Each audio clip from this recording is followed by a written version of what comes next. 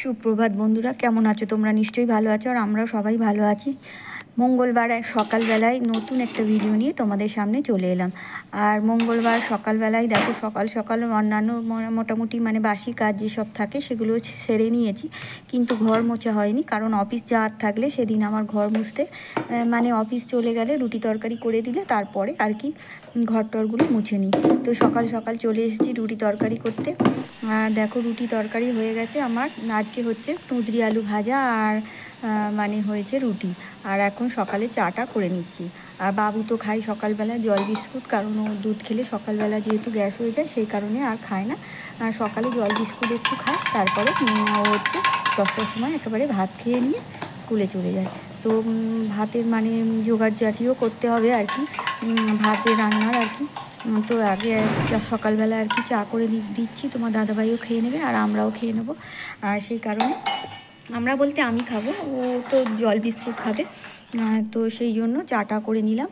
আর চা করে নিয়ে এদিকে তো আমার তুঁদরি আলু ভাজা আর রুটি হয়ে গেছে সকালের টিফিনটা। আর বাবুর টিফিনটাও করে দিয়েছি। তারপর দেখো আমি ভাতটাও বসিয়ে দিয়েছি, কারণ সকাল সকাল রান্না সেরে নিতে হবে 10টার মধ্যে আর কি ও খেতে বসে। তো আর নিরামিষ দিনে একটু রান্নার ঝামেলাও থাকে, নানা রকম ডাল এটা সেটা সিদ্ধ করতে ভাজা করতে একটু সময় বেশি লাগে। সেই কারণে সকাল সকাল রান্নাটাও বসিয়ে দিয়েছি। আর ডাল দেখো আমার হয়ে গেছে, আজকে মুগ ডাল হয়েছে। একটু 5 ফোড়ন দিয়ে সমস্ত মশলা দিয়ে সাঁতাল দিয়েছি, পরে আর কি ফোড়ন যেটাকে বলে সেটা করে নিয়েছি। আর এদিকে আলু সিদ্ধ হয়েছে।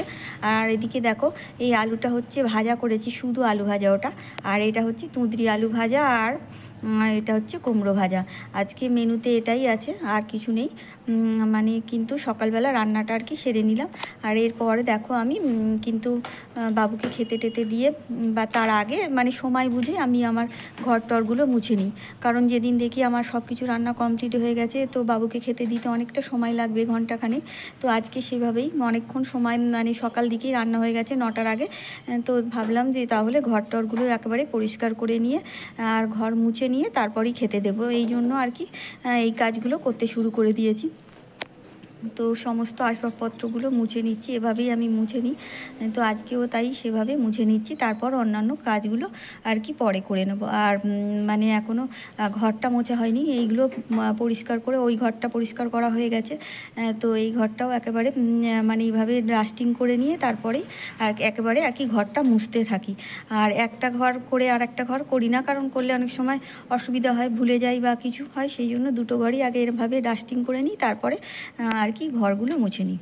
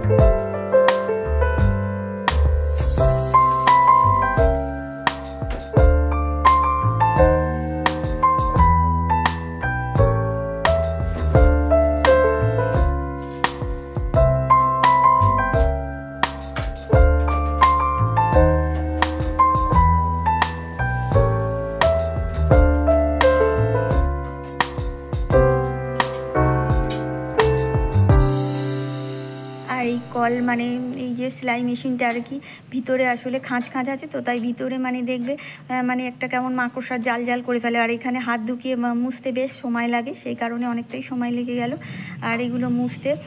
আর প্রত্যেকটা খাঁজের ভিতরে যেন কেমন একটা করে হাত ঢুকিয়ে আর কি মুছতে গিয়ে অনেকটাই সময় চলে গেল। কিন্তু কি করা যাবে, মুছতে তো হবে, তাছাড়া ঝেড়ে মুছে না নিলে আর কি মাকড়সার এমনই জাল, একটুখানি সময়ের মধ্যেই কেমন জাল করে ফেলে। সকালবেলা হয়তো সেখানে মাকড়সার মশলাটা রয়ে গেল, তার বিকালেই দেখবে সেখানে জাল করে ফেলেছে। তো দেখো আমার ঘরটা সমস্ত কিছু মোছা হয়ে গেছে। আর আজকে আমার হচ্ছে মশলাটা আর কি জিরে মরিচ গুঁড়োটা আর কি শেষ হয়ে গেছে। তো আজকে ভাবলাম যে জিরে মরিচটা আর কি মিক্সিতে গুঁড়ো করে নিই, সেই কারণে ধনেটা কিন্তু আমি ভেজে রেখে দিয়েছি। আর এবার কিন্তু আমি জিরের মধ্যে দেখো আমার কালো জিরেও দেওয়া আছে, আর কিছুটা পাউডারও অনেকটা আনা আছে, সেই পাউডারও কিছুটা মিশিয়ে দেবো পরে। তো এখন দেখো জিরেটাকেও আমি ভেজে নিচ্ছি। আর একটু ঠান্ডা ঠান্ডা হলে মিক্সিতে যেভাবে আর কি গুঁড়ো করে একসাথে, মানে আলাদা আলাদা করেই গুঁড়ো করে তারপর একসাথে মিশিয়ে আর রেখে দেবো। এভাবে রেখে দিলেই আমার মানে রান্না করার সময় সুবিধা হয়। একবার ধনে একবার জিরে গুঁড়ো দিতে গেলে মানে অসুবিধা হয়, তাই আমি একেবারে একসাথে মিশিয়ে আর রেখে দিই। আর তার সাথে গোলমরিচ গুঁড়োও থাকে, সব কিছু মিশিয়ে একসাথে করে রেখে দিই। তো যতটা পরিমাণ লাগে তরকারিতে সেভাবে আমি দিয়ে দিই।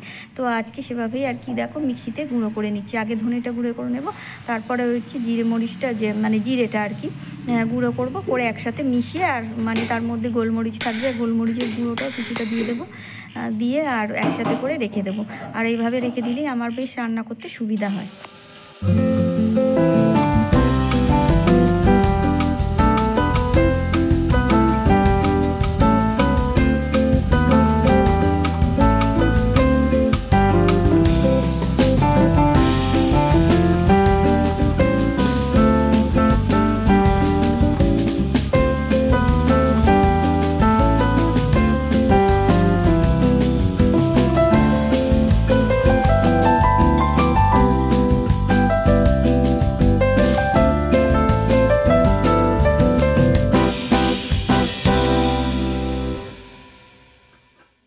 আর আগে ধনেটা বেশি গুঁড়ো করে নিয়েছি, সেটা দেখো হয়ে গেছে আমার। এবার জিরেটাও আমি আর কি এটা ঢেলে নিয়ে তারপরে ওটা জিরেটাও আর কি গুঁড়ো করে নেব, নিয়ে একসাথে মিশিয়ে আর রেখে দেবো। আর এভাবে গুঁড়ো করে রাখি, মানে আমি গরম মশলাও কিন্তু গুঁড়ো করে রাখি, গোটা গরম মশলা কিনে। গরম মশলাটা অল্প একটু আছে, সেই জন্য আর এখন করছি না, কিছুদিন বাদেই ওটা আর কি সপ্তাহ দুয়েক হয়তো বাদেই আমাকে করতে হবে। কি এখনও করে রাখতে পারি, মানে আজকে আর করব না, মানে মিক্সিটা আর কি তুলে রাখি, তো সবসময় ব্যবহার করা হয় না। আর আদা রসুন ওইসবগুলো আমি আর কি শিলে এইসবগুলোতে আর কি অল্প অল্প মশলা, তো তাই আমি আর মিক্সিতে ব্যবহার করি না। তাই জন্য শিলে আর কি মানে সর্ষে বাটা এগুলো আর কি অল্প একদম, সেই জন্য আর কি মিক্সিটা সবসময় ব্যবহার করা হয় না। তো এটা তুলে রাখি, সেই জন্য তোলার আগে হয়তো করেও রাখতে পারি, সেটা এখন বলতে পারছি না।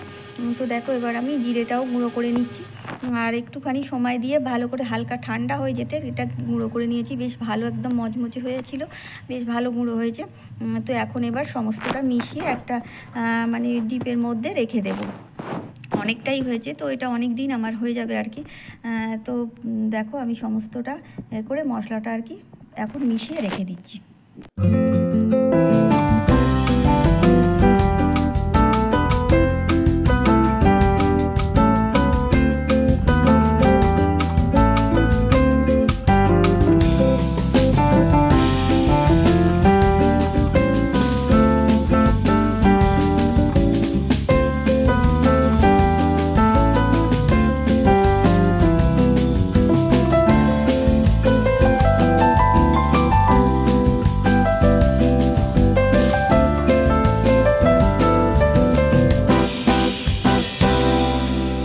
আর এটা দেখো আমি গোলমরিচটাও একটু মানে ঢেলা ঢেলা হয়ে গিয়েছিলো, তো এই গোলমরিচটাও মানে কি গরম কড়াইয়ের মধ্যে দিয়ে একটু নেড়ে রেখে দিলাম, আর কিছুটা এর মধ্যে মিশিয়ে দিয়েছি। তো আমার সমস্ত প্রিয় দর্শক বন্ধুদের তোমাদের সবাইকে জানাই অনেক অনেক শুভেচ্ছা ও ধন্যবাদ। আর তোমরা এভাবেই আমার পাশে থেকো। আর নতুন বন্ধুরা যারা আমার পাশে থাকতে চাইছো তারা অবশ্যই সাবস্ক্রাইব করে লাইক কমেন্ট শেয়ার করতে ভুলো না। আর পুরনো বন্ধুরা লাইক কমেন্ট শেয়ার করে পাশে থেকো। তো এভাবেই আমি একটু একটু করে এগিয়ে যেতে পারবো। আর তোমাদের ভালোবাসাই আমার একান্ত কাম্য। তোমরা এইভাবে ভালোবাসলে তবেই আমার একটু ভিডিও করার আগ্রহ বাড়ে। তো আগামী দিন আরও একটা নতুন ভিডিও নিয়ে আবার চলে আসবো। ততক্ষণ তোমরা ভালো থেকো, সুস্থ থেকো, আনন্দে থেকো, আর সবাইকে আনন্দে ভরিয়ে রেখো। তো দেখো তোমাদের সাথে কথা বলতে বলতে আমার কিন্তু মশলাটা মানে ভরে নেওয়া হয়ে গেছে। তো এবার আমি ডিপেটা বন্ধ করে রেখে দেবো। আর এভাবে রেখে দিলে অনেক দিন মশলাটা খুব ভালো থাকে।